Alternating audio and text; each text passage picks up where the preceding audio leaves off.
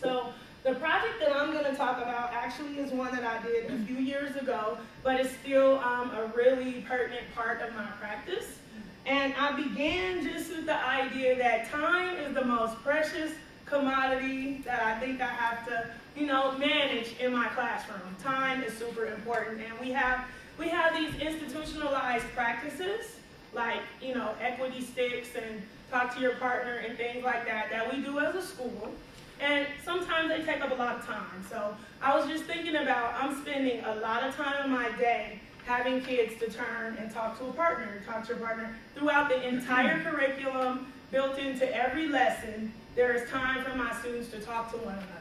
I have no idea, I'm uncertain what is happening in that time, how it is actually contributing to their knowledge building, and it's taking up hours of my day. So I was like, well, this is something that I need to learn more about. I need to know how this structure, talk to your partner, is helping my students come to learn content. Because if there's 10 different conversations happening in the classroom, and those conversations are 30 seconds to 45 seconds in length, and they're happening multiple times, I'm not in all those conversations. I don't know what they're doing. I don't know if they're on task, if they're off task, if the question that I'm asking them to talk about is actually producing conversation that is going to support content building. So I started there. What is happening when my students are talking to a partner? And from there, I had to figure out, well, how can I look at this? How can I study it when this is something that's so, free form?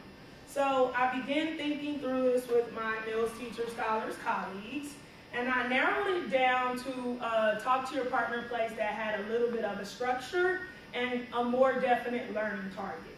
So those are two things to think about. What is the structure, and do you have a clear learning goal in mind for the routine that you're going to look at?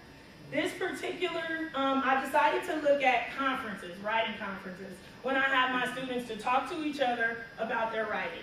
And I chose that area because it's something that we do regularly during writing workshop, and it's also something that I knew what I wanted my learning goal to be. The learning focus for those conversations was that in the end of the conversation, you would have an idea about how to revise your work. So that conversation had a very specific target. Talk to your partner about their writing so that you can revise it when you finish the conversation. And what I wanted to see was, are these conversations helping my students to revise? Are they actually talking about writing? Are they on task? Are they off task? What is student thinking and learning as they come together to have a conference? So I started there with that routine, and then I came up with my question. So from that, I asked myself, what is happening when my students come together to have a peer writing conference? And the focus was really just to see what's happening, what are they doing? And that was the initial place I was when I began my data collection. I wasn't clear yet of my specific terms of my question.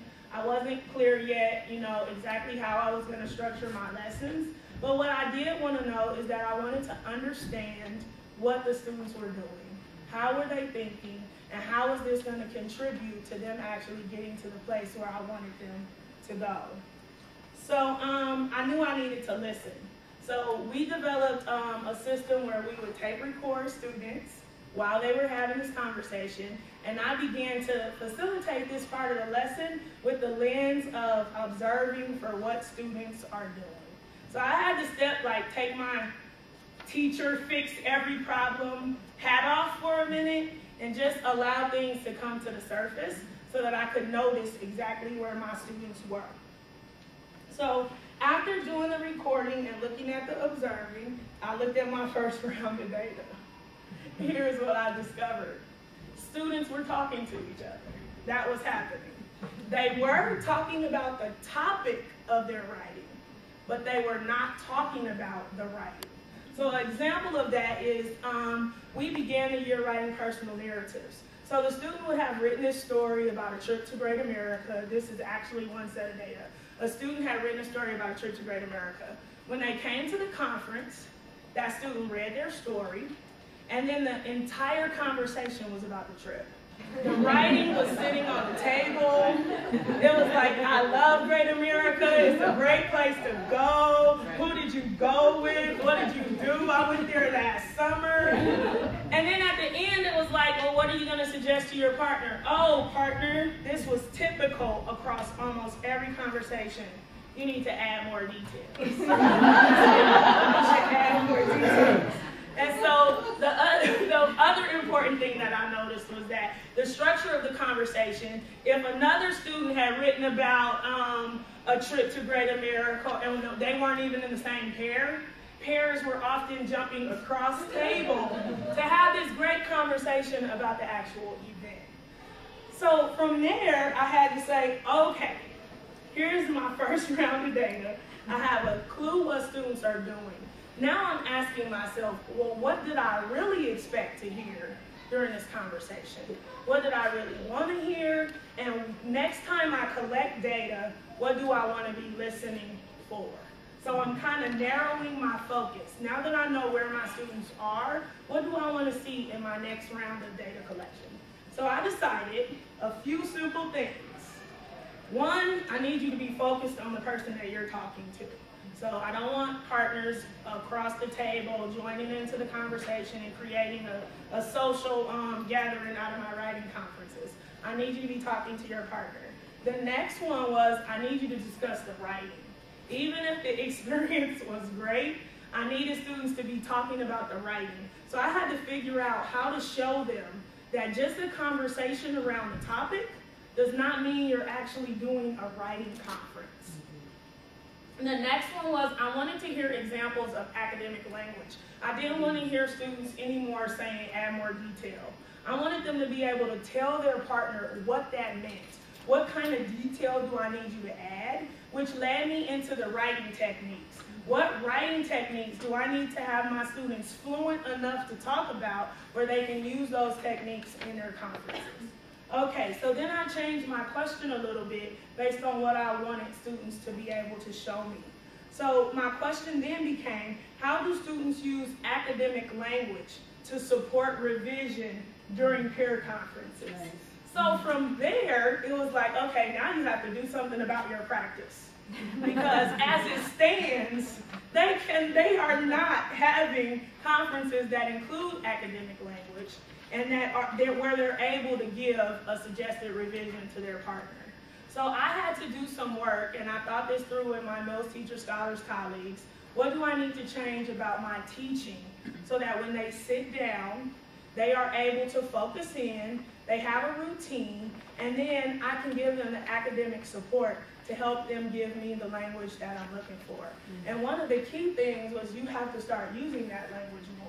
What students have been hearing for their career is add details, add details. So I began to think about what am I saying in this session so that they can reflect the language back to me. So once I had this focus, I had my routine, I was able to then change my practice so that I could start to look at my data and say, okay, what are they doing now? I just tried putting up a poster on my wall with the conference routines. I just tried including authors' techniques into a lesson. After I did this, come back to the same practice. What are they doing now? Okay, I know what they're doing now. Okay, I'm going to try this. I'm going to have a fishbowl conference so that they can hear what a good conference looks like. Then I'm going to collect another round of data, and I'm going to ask myself, what are they doing now? And so that with time and practice, I could see how is my practice changing what my students are learning, and be very clear about these conversations are supporting student learning in this way. The evidence of that is this. These are how the conversation started at the beginning of the year. When I did this, and that, these are how the conversations sound now.